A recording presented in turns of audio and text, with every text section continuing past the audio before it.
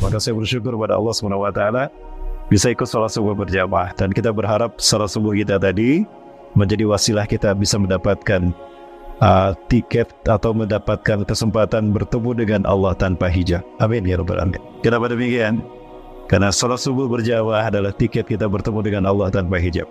Suatu malam yang cerah, bulan purnama terjadi. Rasulullah SAW melihat bulan purnama sangat indah. Beliau menatap bulan purnama dengan sangat lama dan tersenyum. Ya, sehingga para sahabat bertanya, ya Rasulullah, lima tabasamta ya Rasulullah, hina tara hadal qamar. Kenapa Anda tersenyum wahai Rasulullah ketika Anda menyaksikan bulan purnama ini?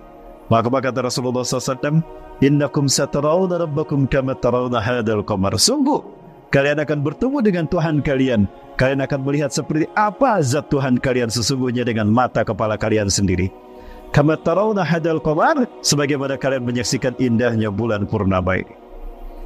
Ya, la tudammuna fi ra'yatih. Kalian tidak akan merasa lelah, bahkan kalian akan merasa nikmat bertemu dengan Tuhan kalian. Dalam satu riwayat yang lain ditegaskan, wa may yurid ay yaltaqi rabbahu biduni hijab falyahfaz hadhihi shalah. Barang siapa yang ingin bertemu dengan Allah tanpa hijab, maka jagalah salat subuh berjamaah. Nah, saya doakan Bapak sekalian, mudah-mudahan Bapak Ibu sekalian bisa bertemu dengan Allah langsung tanpa hijab. Dan itu adalah puncak kenikmatan surga. Tidak ada lagi kenikmatan yang lebih dahsyat daripada kenikmatan bertemu dengan Allah tanpa hijab. Ahli surga Firdaus akan bertemu dengan Allah setiap saat. Sementara ahli surga paling rendah akan bertemu dengan Allah setiap pagi dan petang. Maka pertahankanlah, istiqomahlah kita bisa melaksanakan salat subuh berjamaah di Masjid Darul Muttaqin ini. Amin. Salawat dan salam semoga tercurah pada uswah dan kedua kita Rasulullah Muhammad SAW, Nabi dan Rasul yang diutus ke tengah-tengah kita dengan membawa banyak keutamaan. Maka banggalah kita menjadi umatnya. Keutamaan demi keutamaan mengalir bagi kita umat akhir zaman disebabkan keutamaan dan kecintaan Allah kepada Rasulullah Muhammad SAW. Yang pertama, Allah lipat gandakan pahala kebaikan kita. Apapun kebaikan amal soleh yang kita lakukan, Allah balas pahalanya 10 kali lipat. Salat kita walaupun cuma 5 kali sehari semalam, Allah catatnya 50 kali Bapak Ibu. 50 kali. Ketika Allah wajibkan salat wajib ini kepada Rasulullah SAW dan kita umatnya, Allah berfirman, ya Muhammad, ini idza qadaitu syai'an fil lauhil mahfuz lam ughayir abadan. Wahai Muhammad, jika aku sudah menetapkan satu urusan di lauhil mahfuz, aku tidak akan merubahnya. Innalaka fil khamsati khamsin. Walaupun cuma 5 kali yang kau lakukan, aku catat 50 kali di lauhul mahfuz. Alhamdulillah. Ibadah saum sama. Walaupun cuma sebulan kita laksanakan setiap tahunnya, dicatatnya setahun penuh. Kalau kita melaksanakannya karena Allah, berharap ganjaran hanya kepada Allah, dan disambung dengan 6 hari di bulan Syawal. Rasulullah SAW bersabda, man shoma ramadhana imanan wa ihtisaban thumma isbahu sitan min Syawal faka'annama yasumu dahra kullah. Barang siapa yang saum di bulan Ramadan karena Allah dan mengharap ganjaran pada Allah, ditambah 6 hari di bulan Syawal, sama dengan saum 1 tahun penuh. Kok bisa dikatakan 1 tahun penuh dikali 10? Ya, kemarin kita saum berapa hari bulan Ramadan yang lalu? 30 hari. Betul 30 hari ya? Di Bandung 30 hari. Di Padang sama 30 hari juga.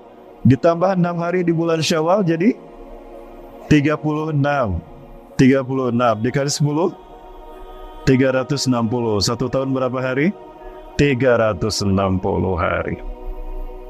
Yang membuat kita bangga menjadi umat Nabi Muhammad SAW, karena sebab Allah mencintai beliau, Allah pun mencintai kita.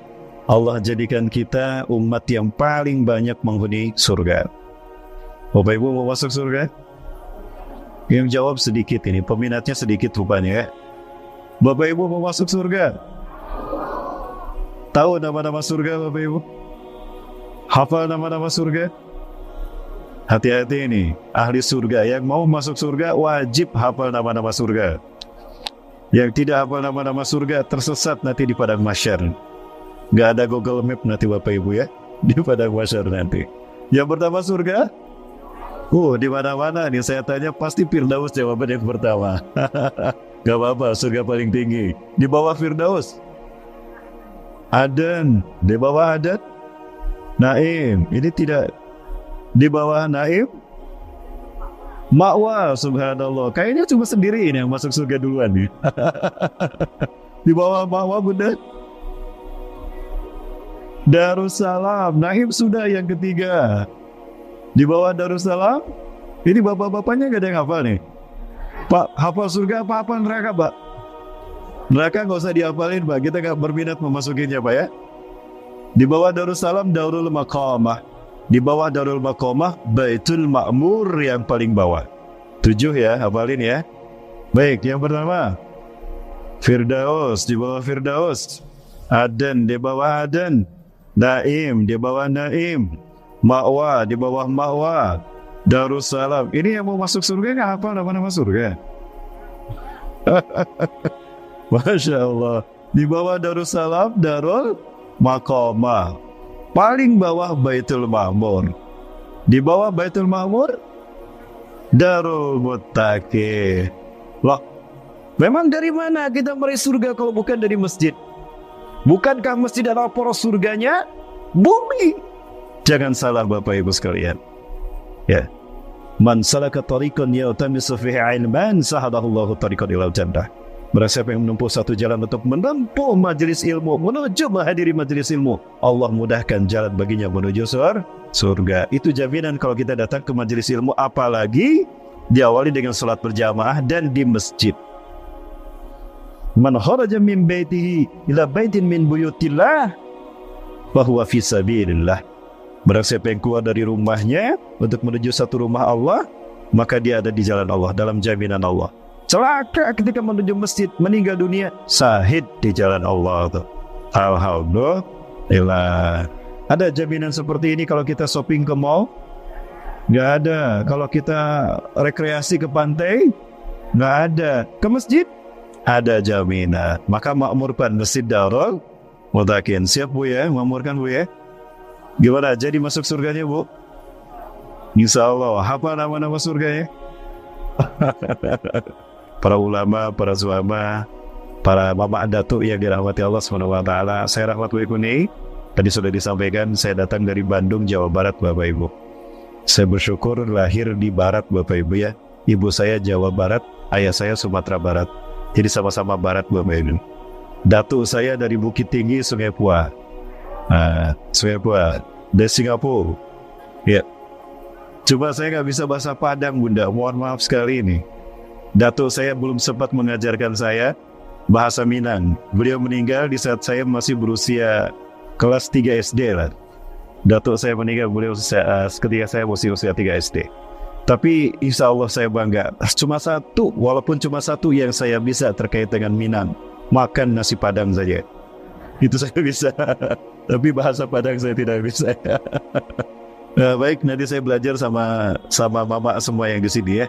Mau Bunda mengajarkan saya bahasa Padang? Nah, saya tagih ya.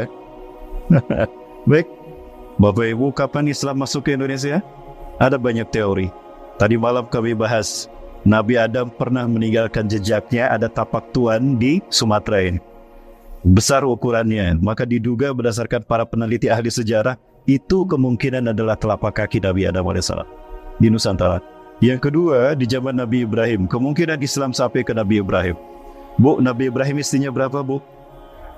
2. Bapak istrinya berapa? 1 di Padang, 1 di... 1 di Bandung, 1 lagi. Jadi berapa bapak istrinya? Dalam satu riwayat yang sahih, Nabi Ibrahim istrinya 2, Siti Sarah dan Siti Hajar. Siti Sarah dari Irak, Ur, cantik luar biasa. Ya, istri yang kedua dari Mesir, Siti Hajar, putri dari Raja Mesir. Ya, orang beriman, ya, yang baik maksud saya. Ya, Siti Hajar. Nah, konon dalam satu riwayat ada riwayat Israiliyat. Israiliyat artinya bersumber dari Bani Israel.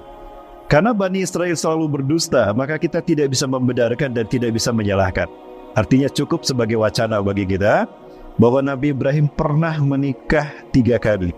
Dalam riwayat ini, Istri yang ketiga bernama Kuntura binti Yukton Al-Kan'aniyah. Nama aslinya adalah Siti Kentura. Kira-kira dari mana, Pak? Dari Jawa Asia. Jadi kemungkinan besar kita ini keturunan Nabi Ibrahim dari istri yang ketiga. Baik, budaya ke berikutnya. Ada teori juga Islam sampai ke zaman kita, Indonesia, di zaman Firaun, di zaman Nabi Musa. Kok bisa? Tadi malam kami sampaikan, ini perjalanan kami ke Mesir. Kita silaturahmi ke Firaun karena jasadnya masih ada, tapi untuk mendoakan keburukan, bukan untuk mendoakan kebaikan. Bapak Ibu rahmati Allah. Dan ternyata sejak masa Firaun, Indonesia sudah terkenal di dunia. Bapak Ibu rahmati Allah Subhanahu wa taala, ini ada dari salah satu jasad penguasa Mesir. Di sela-sela kunjungan kami ke Mesir ada itinerary kita. Satu hari kita berkunjung ke Museum Firaun. Ada satu ruangan khusus, di dalam ruangan itu ada 12 mumi Firaun, 2 diantaranya adalah perempuan. Kalau perempuan ditutup pakai topeng berwarna hitam, ya rata-rata memang kulit mereka sudah berwarna hitam karena sudah mengalami ribuan tahun ya, waktu perjalanan waktu, ya sudah tidak lagi terjadi proses metabolisme dalam tubuh mereka. Nah, semuanya yang ada di sana kecuali Ramses II itu dimumikan oleh Ramses II. Dia seorang tokoh yang pintar, cerdas. Kalau sekarang mungkin profesor, doktor, ya dokter. Dia adalah ahli bedah anatomi Firaun Ramses II di zaman Nabi Musa ini. Di antara zat-zat senyawa yang dia buat untuk memumikan Firaun, jasad manusia, adalah ada satu zat yang paling penting dan utama, namanya kapur barus. Kapur barus. Jadi kapur barus ini merupakan bagian utama yang dia gunakan untuk memumikan jasad manusia. Cara dia, ya dijelaskan oleh tour leader kita dari Mesir ini, cara dia memumikan manusia, dia kosongkan semua organ dalam tubuh manusia, baik kepala ataupun perut, dengan cara dilubangi otak belakang sini, ya bagian kepala belakang, dekat leher, tengkuk di atas, itu dilubangi, disedot semua otaknya, sehingga kosong kecuali mata yang tersisa. Kemudian perut pun sama, bagian sebelah kanan dimasukkan satu alat, disedot semua isi perutnya, tidak ada yang tersisa. Kosong semuanya. Setelah itu dimasukkan zat-zat untuk memumikannya dari dalam. Di antara zat terpenting adalah kapur barus. Kapur barus atau kita kenal dengan kata kamper. Kapur ini berasal dari kota Barus. Barus adalah di Tapanuli, Sumatera Utara. Jadi sejak zaman Firaun, Nusantara sudah terkenal mengekspor kamper, kapur barus. Ya. Lalu siapa yang menyampaikan Islam ke Indonesia? Di Cina ada masjid berusia 2.500 tahunan. Kok ada masjid berusia 2.500 tahun sementara Rasulullah belum lahir? Siapa yang menyampaikan Islam? Firaun sesudah Ramses. Sesudah Ramses tenggelam, Mesir dipimpin oleh seorang Firaun yang beriman kepada Allah dan Rasulnya, Nabi Musa AS. Bahkan Allah mengangkatnya menjadi Nabi dan Rasul. Dialah bergelar Zulkarnain. Nama aslinya Amnihotep. Dia masuk Islam, berganti nama menjadi Akhenaton. Akhna, hamba, ton Allah. Bahasa Mesirnya Akhenaton, bahasa Arabnya Abdullah. Allah mengutus dia menjadi Nabi dan Rasul. Dia dakwah dari bumi barat ke timur, dari matahari terbenam sampai negeri matahari terbit, Kiribati. Jalur dari negeri matahari terbenam diperkirakan Maldives oleh Profesor Dr. Syekh Hamzah bin Abu Ziyad dari Saudi Arabia. Belum melakukan riset sendiri, penelitian sendiri. Itu negeri matahari terbit yang ada lumpur hitam dalam surat Al-Kahfi, dimungkinkan Maldives, diperkirakan Maldives. Itu negeri matahari terbit Kiribati, di atas New Zealand, di atas Australia, New Zealand, ujung. Itu kalau ditarik garis melewati Nusantara. Maka tidak salah kalau nama-nama pulau di Indonesia, nama-nama Arab. Sumatera, bahasa Arabnya itu adalah Syamatirah, dari kata Syamatirah, Sumatera, artinya mahkota. Al-Jawu, Jawa, tempat yang tinggi, dibagi tiga oleh para tokoh pahlawan bangsa kita. Ada Jawal Gorbia, Jawal Wusto, Jawa Syarqiyah. Kemudian Borneo, dari situ ada kata Borneo, Kalimantan. Ada Makassar, tempat yang terpecah-pecah. Maluku dulu namanya Jaziratul Muluk. Datang Portugis diganti namanya menjadi Maluku. Padahal dulu namanya Jaziratul Muluk. Jazirahnya para raja-raja Islam.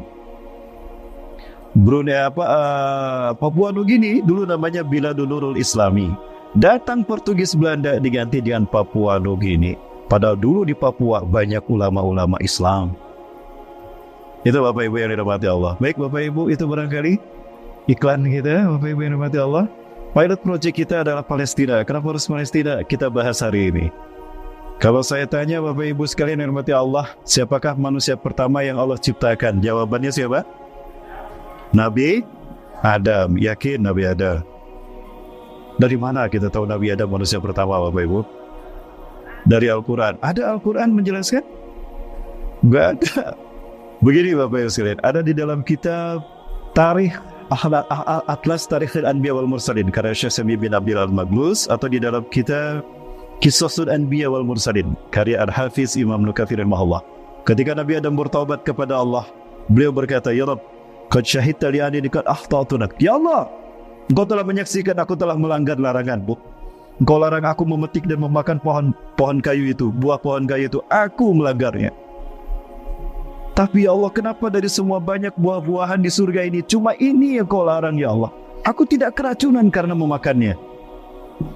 Apakah murni perbuatanku ini karena aku yang salah dan lupa sehingga aku terjebak berbuatan dosa melanggar laranganmu? Atau jangan-jangan kau telah menetapkan aku harus memetiknya? Ini cerdasnya Nabi Adam nih ketika beliau bertobat kepada Allah.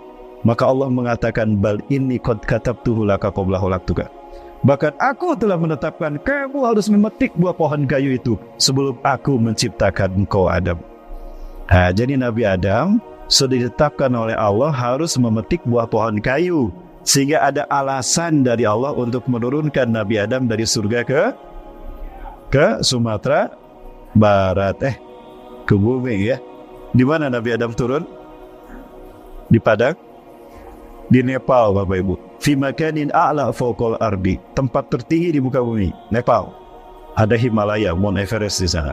Siti Hawa turun di Jeddah. Dipertemukan Allah setelah 100 tahun di muka bumi di Padang Arafah. Wukuf di Padang Arafah.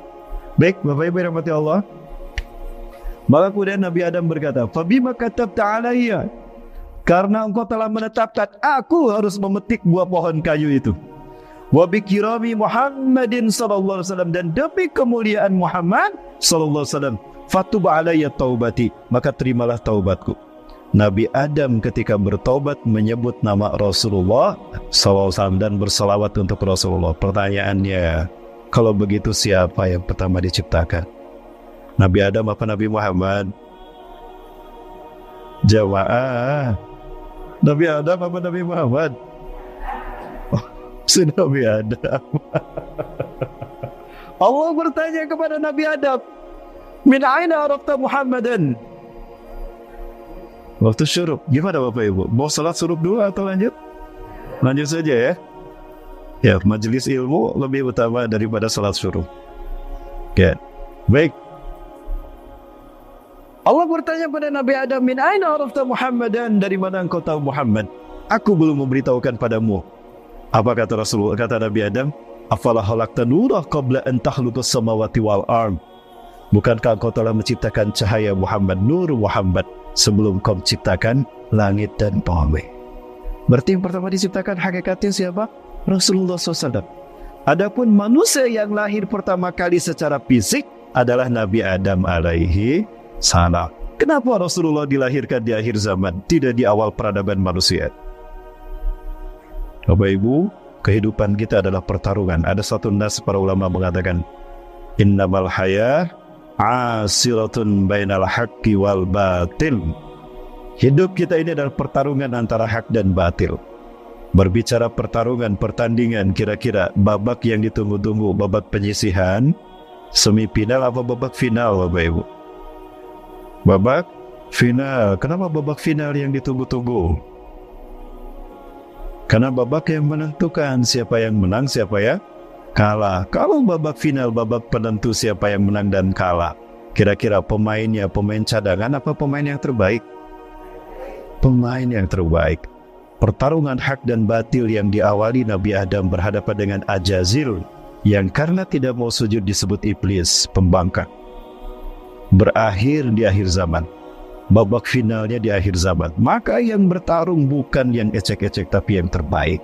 Rasulullah sebagai makhluk Allah yang terbaik, Allah turunkan di akhir zaman untuk membuktikan satu, kebenaran Allah sebagai satu-satunya Tuhan di alam semesta. Kedua, untuk membuktikan Islam adalah fitrah hidup manusia, sistem hidup manusia. Yang ketiga, untuk membuktikan kemuliaan Rasulullah SAW sebagai sebaik-baik makhluk Allah. Bapak Ibu yang dirahmati Allah Subhanahu wa Ta'ala, itu analisa kami terkait dengan sejarah peradaban manusia di titik nol. Kemudian Bapak Ibu yang dirahmati Allah, ada 3 masjid yang menjadi pengikat tauhid manusia di muka bumi ini sejak peradaban manusia digelar. Masjid yang pertama adalah Masjidil Haram yang berada di Mekah. Masjid yang kedua adalah Masjid Nabawi yang berada di Madinah. Dan yang ketiga adalah Masjidil Aqsa yang berada di Palestina. Di dalam Al-Quran, Allah Azza wa Jalla mengatakan, Inna awwala baitin wudi'a lin-nasi lalladzi bi Bakkata mubaraka wa hudan lil alamin. Inna awwala baitin, sesungguhnya rumah yang pertama wudi'a lin-nas, dibangun bagi manusia. Lalladzi bi Bakkata adalah rumah yang ada di Bakkah, Baitullah yang maksudnya Ka'bah. Mubarakan, di Bakkah yang diberkahi Allah, wahudan, dan menjadi petunjuk lil alamin bagi alam semesta. Bapak Ibu yang dirahmati Allah Subhanahu wa Ta'ala, Abu Dzar Al-Ghifari bertanya kepada Rasulullah SAW, Ya Rasulullah, ayyul masjidi bunya fil adam awalan? Wahai Rasulullah, masjid apakah yang pertama kali dibangun di muka bumi? Al-Masjidil Haram. Semayun ya Rasulullah, kemudian masjid apa ya Rasulullah? Al-Masjidil Aqsa. Kam bainahuma, berapa jarak antar kedua masjid tadi pembangunannya? Arba'una sana, 40 tahun. Jadi Masjidil Haram dibangun pertama kali di muka bumi. Ya, di mana di sana ada Ka'bah. Sejak Allah menciptakan bumi, Allah sudah menetapkan Ka'bah ada di Makkah. Kenapa demikian? Ini masjid yang pertama dibangun, Bapak Ibu. Nabi Adam yang membangunnya dibimbing oleh malaikat Jibril. Kenapa dinamakan Masjidil Haram? Bapak Ibu sekalian, Syekh Ats-Tsalabi rahimahullah menukilkan satu nas, Allah berfirman, ini hadis qudsi. Apa itu?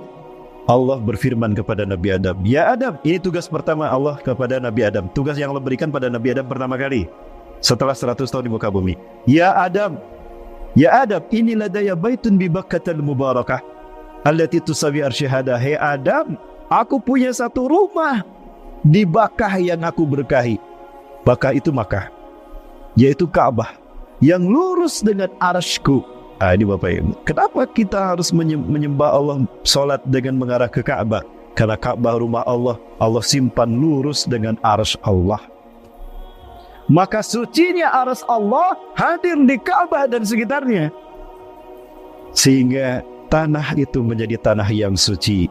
Haram kita mengotori kesuciannya, maka dinamakan tanah haram. Masjidnya dinamakan Masjidil Haram karena dia lurus dengan arsy Allah, ya, maka dia menjadi pusat ikatan tauhid umat manusia yang mengikatkan bumi dan alam semesta ini kepada arsy Allah. Ikatan tauhid inilah, energi tauhid umat manusia inilah yang membuat bumi terkait erat dengan Ka'bah, dengan arsy Allah. Dan apa ikatannya? Salat. Bapak Ibu, boleh saya berbicara tentang sholat sebentar? Bapak Ibu yang dirahmati Allah Subhanahu wa Ta'ala, manusia adalah transmitter energi.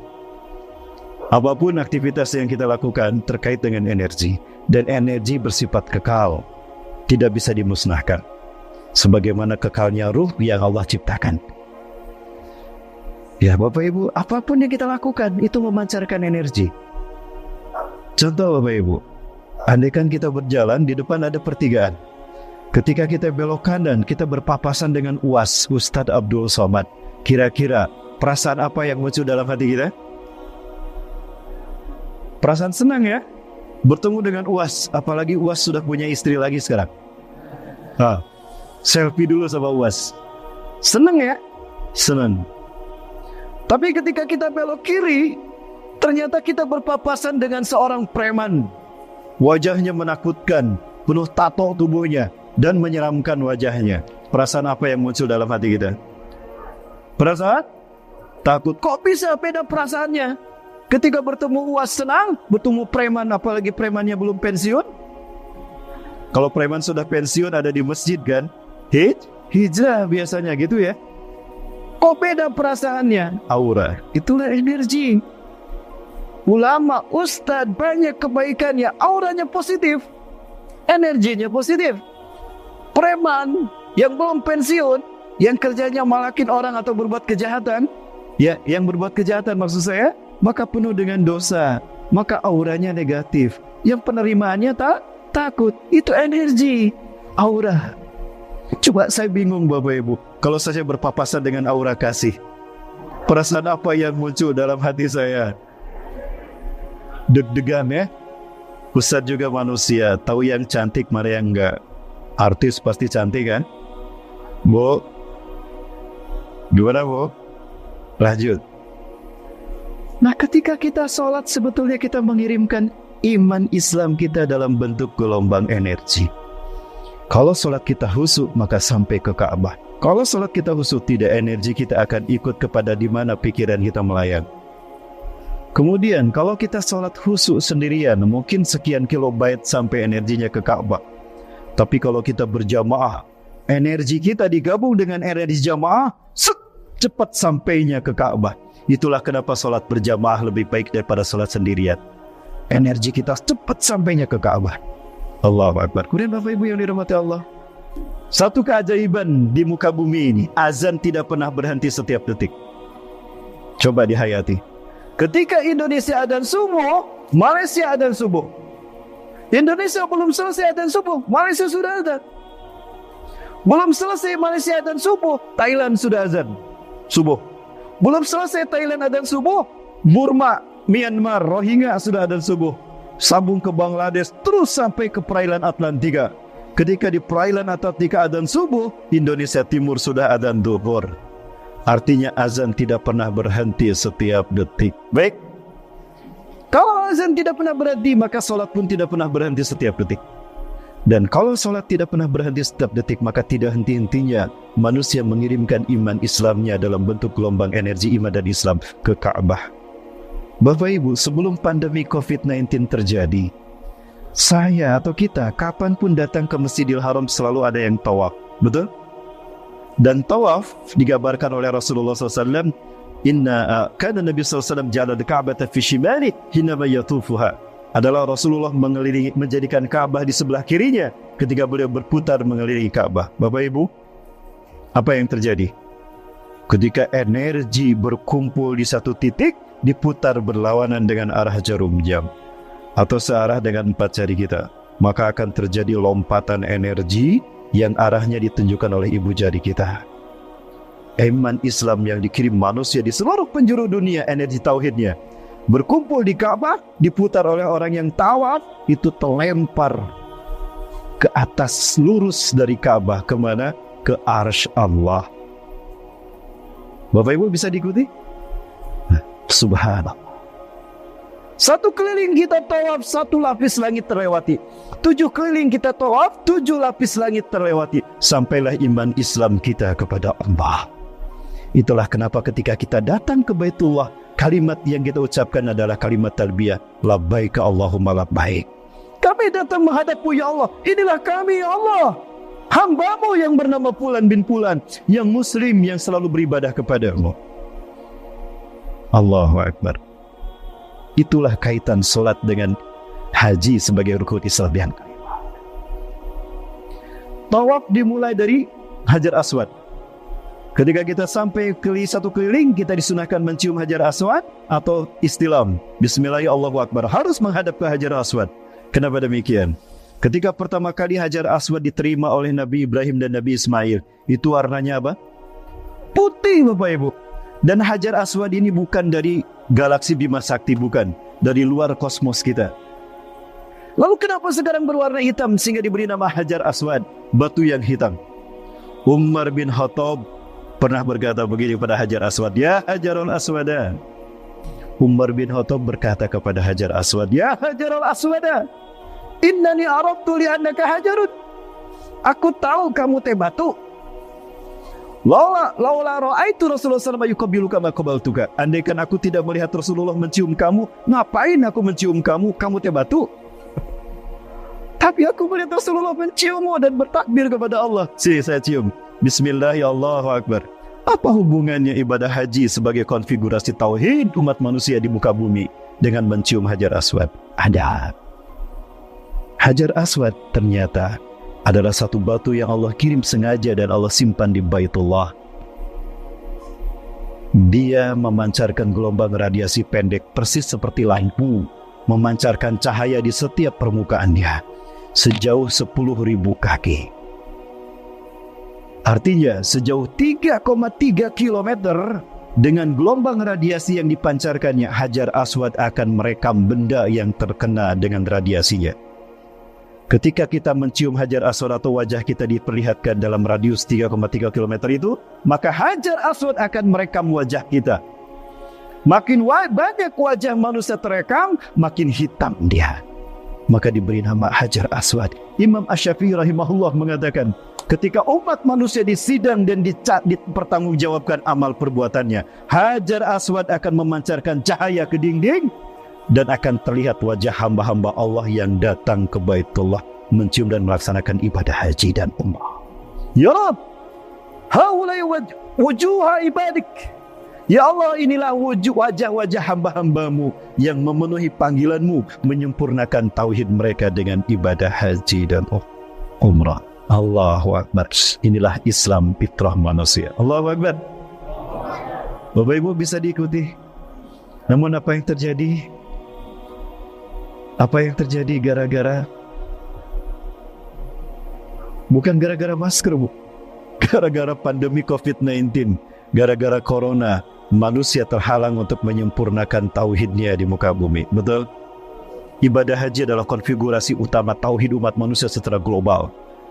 Dari berbagai bangsa, dari seluruh penjuru dunia, di waktu yang sama, berbeda warna kulit, berbeda bahasa, tapi satu agama mereka, datang di waktu yang sama, melakukan ibadah yang sama, di tempat yang sama, menyembah Tuhan yang sama Allah. Apakah bukan itu wujud ummatan wahidah tauhid? Konfigurasi iblis dan dajjal berani menghancurkan konfigurasi tauhid ini. Maka saya khawatir jika ibadah haji dan umrah dihalangi, hancur alam semesta ini. Karena tidak ada lagi yang mengikat ikatan kita dengan arsy Allah. Betul? Yang tidak ada mengikat bumi dengan arsy Allah dengan tauhid manusia. Allahu Akbar. Bapak Ibu, ini terkait dengan Masjidil Haram. Baik, berikutnya Masjid Nabawi adalah masjid yang Allah muliakan. Karena di sana ada jasad Rasulullah SAW. Satu-satunya Nabi yang jasadnya ada, jelas kita tahu di mana jasad Rasulullah SAW. Ya. Kemudian Bapak Ibu yang dirahmati Allah, Neil Armstrong ketika ke langit, beliau naik ke ruang angkasa, beliau mendengar suara azan. Bapak Ibu pernah mendengar cerita akhir kehidupan dari Neil Armstrong? Ya. Astronot pertama Amerika yang katanya mendarat di bulan, walaupun saya tidak yakin mendarat di bulan karena susah untuk sampai ke bulan. Bapak Ibu, Neil Armstrong mendengar suara azan. Ketika dia berada di Mesir, dia kaget mendengar azan. Dia kaget ketika mendengar azan di salah satu masjid ketika beliau berkunjung ke Kairo. Karena azan yang beliau dengar itu mengingatkan beliau pada saat beliau berada di ruang angkasa. Suara itu sebetulnya tidak akan pernah bisa keluar dari atmosfer bumi. Begitu sampai pada lapisan eksosfer, gelombang suara akan memantul kembali ke bumi. Tapi suara azan sampai ke ruang angkasa, menembus ruang hampa udara. Neil Armstrong mendengar azan di luar angkasa. Ini pengalaman pribadinya. Beliau tidak menceritakan ini pada siapapun, tapi beliau tulis dalam agenda pribadi beliau. Ketika beliau berada di Mesir, beliau mendengar azan yang sama. Terkejut beliau dan terhenti langkahnya. Beliau mendengar azan itu. Allahu Akbar, Allahu Akbar. Aku ingat, adzan ini pernah saya dengar. Sesuatu yang membuat saya takjub di ruang angkasa. Oh benar, ketika saya di ruang angkasa, ternyata azannya berasal dari masjid itu. Apa yang terjadi Bapak Ibu? Setelah beliau selesai azan mendengar dengan seksama, beliau datang ke masjid tadi dan mengobrol dengan muazin tadi. Dan apa yang terjadi? Beliau masuk Islam. Itu Sadq Hidayat. Ada yang tahu Neil Armstrong masuk Islam? Dan beliau mati ditembak karena terlihat beberapa kali melaksanakan sholat di kantornya di NASA. Ada yang pernah mendengar cerita itu? Ketika beliau berada di ruang angkasa, beliau menyaksikan bumi gelap. Tapi ketika memperlihatkan Mekah dan Madinah terang, ketika memperlihatkan Masjidil Haram dan Masjid Nabawi terang. Nah, Bapak Ibu yang dirahmati Allah, itu keutamaan Masjidil Haram dan Masjid Nabawi. Masjidil Haram adalah titik tolak tauhid bagi Nabi Adam dan Nabi Ibrahim. Peradaban tauhid manusia dimulai di titik 0 km Mekah. Dimulai oleh Nabi Adam pembangunannya, disempurnakan oleh Nabi Ibrahim. Masjid Nabawi, Masjid Rasulullah SAW adalah titik tolak dakwah tauhid bagi Nabi akhir zaman. Rasulullah tidak bisa pertama kali mendakwahkan Islam di Mekah. Tidak bisa membentuk masyarakat Wahyu karena penetrasi syirik jahiliyah itu kuat sekali. Maka beliau hijrah ke Madinah. Di Madinah beliau bisa membentuk masyarakat Wahyu. Sehingga ketika Madinah kuat, dengan Fathul Mekah, Mekah bisa kembali dibebaskan. Ya, hari ini umat manusia ada dalam perpecahan, ada dalam kemusyrikan. Salah satu bentuk kemusyrikan adalah memecah belah agama menjadi bergolong-golongan. Quran surat Ar-Rum ayat 31-32. Maka ada satu titik tolak peradaban lagi yang Allah sisakan untuk kebangkitan Islam yang tidak lama lagi. Titik tolak itu bernama Masjidil Aqsa, Bapak Ibu. Ini perjalanan kami ke Masjidil Aqsa, Bapak Ibu sekalian mati Allah. 2020 kemarin yang bersama Sabatur. Ini adalah Wadi Musa. Konon di tempat ini terdapat makom Nabi Musa AS. Jadi ini makan pertama kali di Madaba, Jordania. Pertama kali kami setelah transit di Oman, dengan Oman Dubai. Kita kemudian mendarat di Queen Alia Airport Jordania. Di Queen Alia Airport Jordania, kemudian kita ke Ashabul Kahfi, ke Wadi Musa, ke Wadi Shu'aib, ke Petra. Terdapatnya petilasan sejarah kaum Ad dan kaum Samud, Nabi Hud dan Nabi Soleh, yang suka digunakan syuting oleh Hollywood, ya. Ada Indiana Jones filmnya di sana syutingnya. Kemudian dari situ kita baru ke Masjidil Aqsa, Yerusalem, menembus melewati Allenby Gate, ya, perbatasan antara Jordania Palestina yang kemudian dianeksasi oleh Israel. Di Palestina kita menuju ke Masjidil Aqsa, Al-Quds, ya, kita keliling Masjidil Aqsa. Kita melihat beberapa titik yang disebutkan Rasulullah dan Tiberias.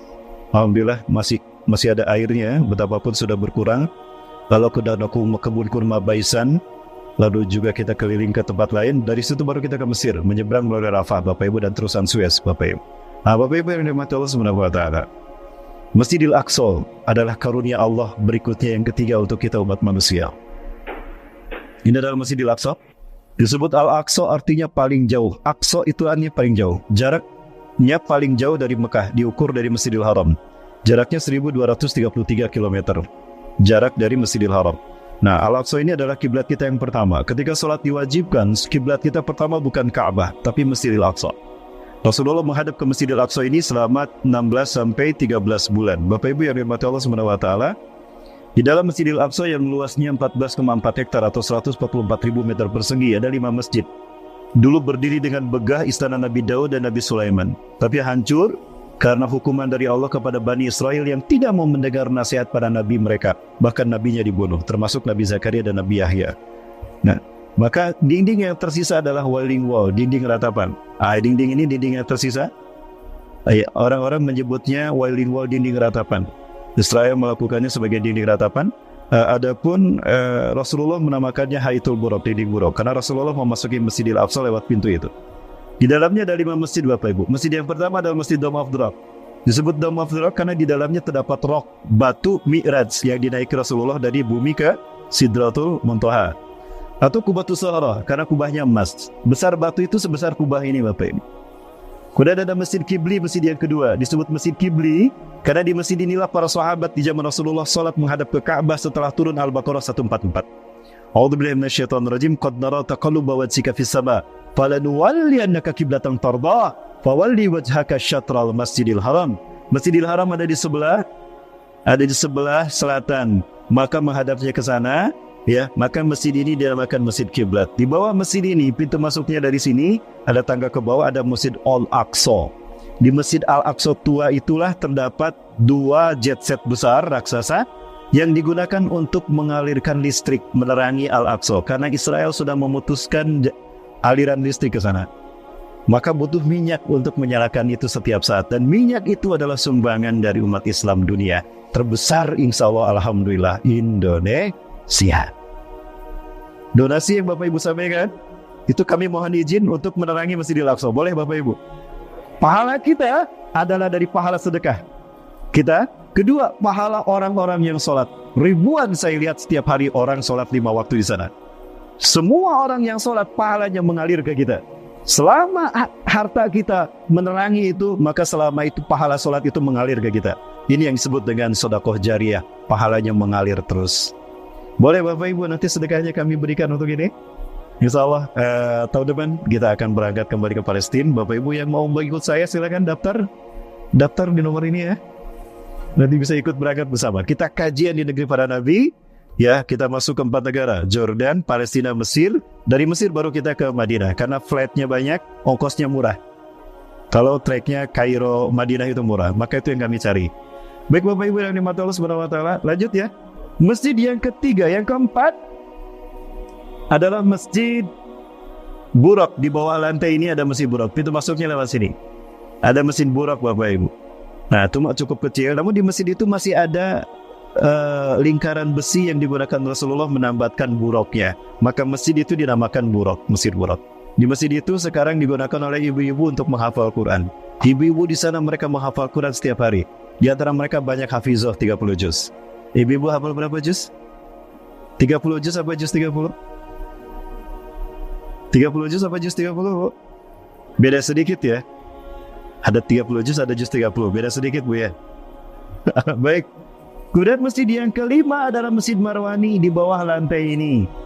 Pintu masuknya lewat tenda ini Bapak Ibu, ke bawah. Di Masjid Marwani inilah terdapat mihrab Siti Maryam di sudut sini.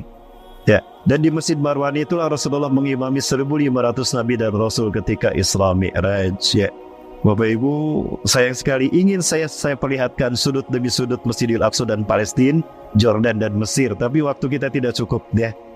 Ya, Bapak Ibu, peradaban ini bisa kita bahas, ini peradaban manusia dari nol sampai akhir. Bapak Ibu rahmati Allah. Namun apa yang terjadi dengan Masjidil Aqsa ini? Sebelum saya jelaskan nasib Masjidil Aqsa hari ini, ada satu hadis terkait dengan Nabi Sulaiman alaihissalam. Allah berfirman kepada Nabi Sulaiman, "Ya Sulaiman, is'alni salasatan sa'utiha iyaka." Hai Sulaiman, mintalah kepadaku 3 hal, aku akan mengabulkannya. Nabi Sulaiman diberi 3 permintaan dan Allah mengabulkannya. Yang pertama, Nabi Sulaiman meminta, "Ya Rabb, atini mulkan allati lam tuti qabli wa ba'di qabla sa'ah hatta taquma sa'ah." Ya Allah, berikan aku kerajaan yang belum kau berikan pada siapapun sampai hari kiamat nanti. Maka Allah berikan kerajaan besar pada Nabi Sulaiman. Bukan hanya manusia yang menjadi pasukan Nabi Sulaiman, jin, semua makhluk Allah perintahkan tunduk pada Nabi Sulaiman. Sehingga di barisan Nabi Sulaiman ada jin Ifrit, ada jin Dedemit, ada jin Amit. Ada jin Amit? Gak ada. Kemudian burung hudhud pun menjadi pasukannya. Bahkan Allah perintahkan air dan angin melayani Nabi Sulaiman. Sehingga Nabi Sulaiman cukup duduk di atas sejadahnya, karpetnya terbang tuh. Ya, begitu pula bisa berjalan di atas air karena Allah perintahkan air melayani Nabi Sulaiman. Yang kedua, ij'alni malikan adilan kama tarda. Jadikan aku pemimpin yang adil ya Allah sebagaimana keriduanmu. Saking adilnya Nabi Sulaiman, semut merasakan keadilan Nabi Sulaiman. Betul? Tidak diinjak-injak kan? Sambil ngobrol dengan semut tuh. Karena saking adilnya. Di Indonesia, semut merasakan keadilan? Jangankan semut, para ulama aja terzolimi. Betul? Tuh lihat penjara penuh sama para ulama dan habaib. Betul? Zaman sekarang zaman terbalik. Ini sistem Dajjal. Penjara penuh sama orang soleh. Istana pejabat penuh sama? Bukan saya ngomong ya. Penjara penuh dengan orang soleh. Di luar penjara penuh dengan orang salah. Orang salah. Bapak Ibu, itulah akhir zaman. Ya, selamat datang di Indonesia akhir zaman, Bapak Ibu.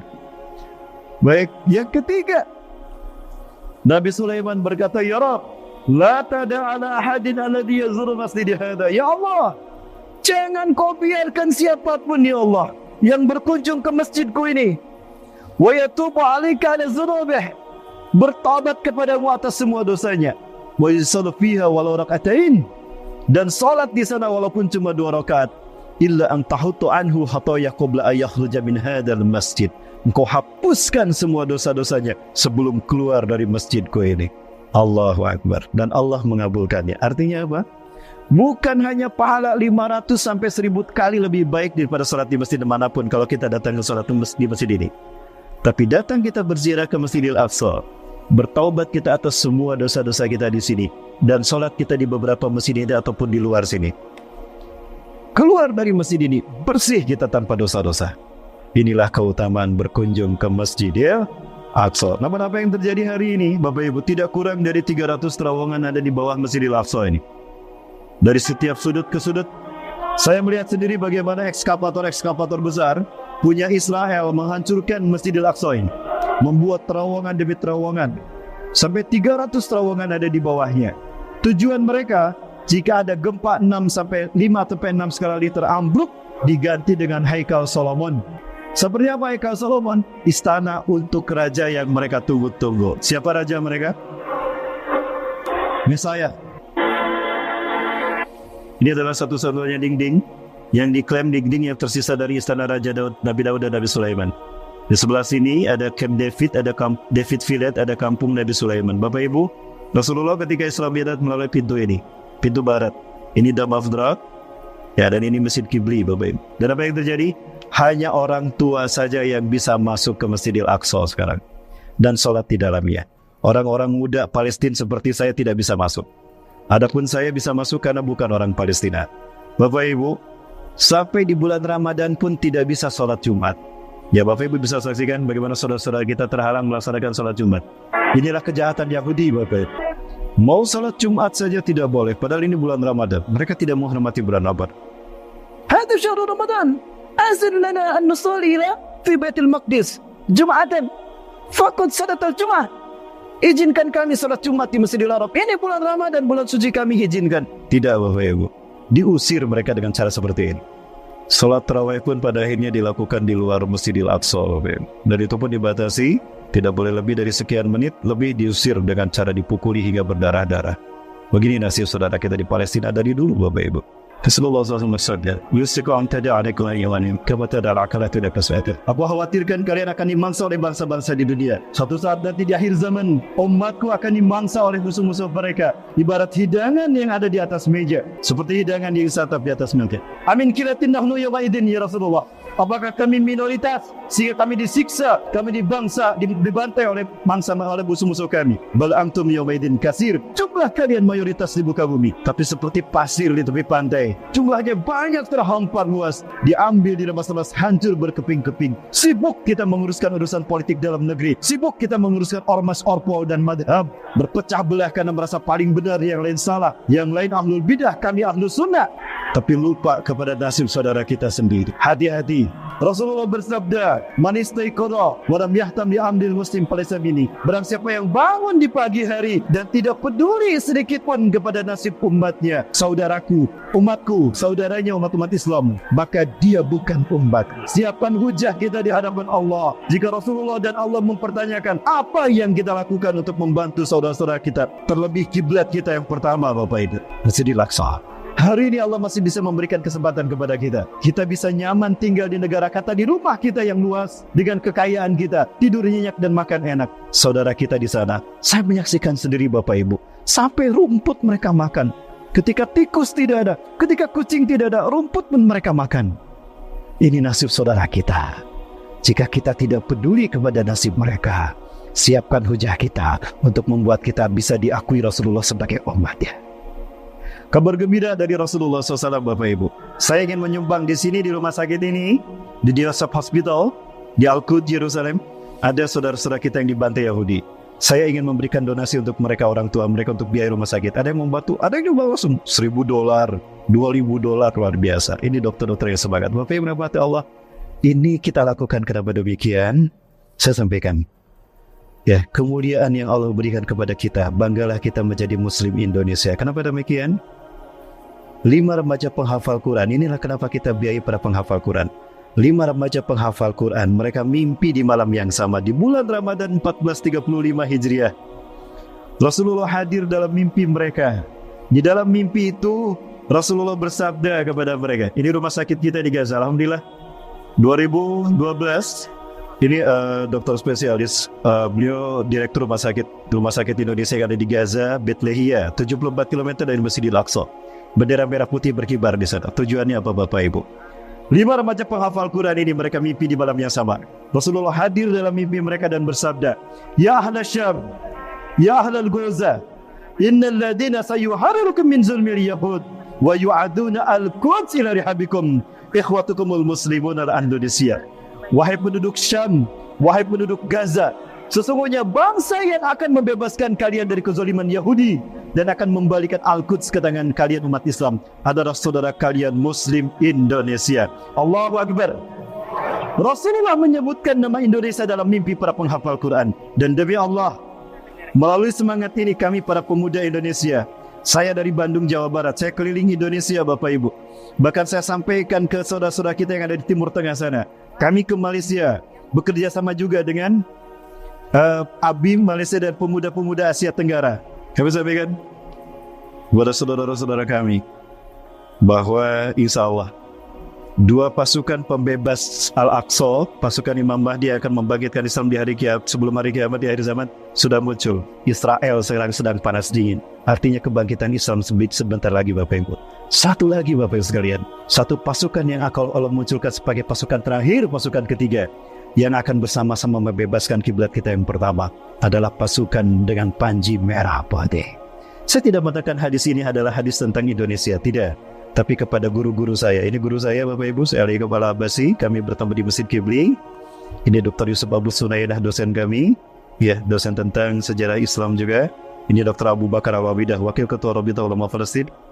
Mereka kami tanya tentang perjuangan umat Islam Indonesia dan tentang Indonesia. Apa kata mereka? Ala kulli biladin alladina yaqbuluna al-Islam dinahum antum ya Indonesia lamma yahtarkullahu li sari hadatsih. Dari semua negara yang menerima Islam sebagai agamanya, tinggal kalian Indonesia yang belum Allah pilih memimpin kebangkitan Islam. Allahu Akbar.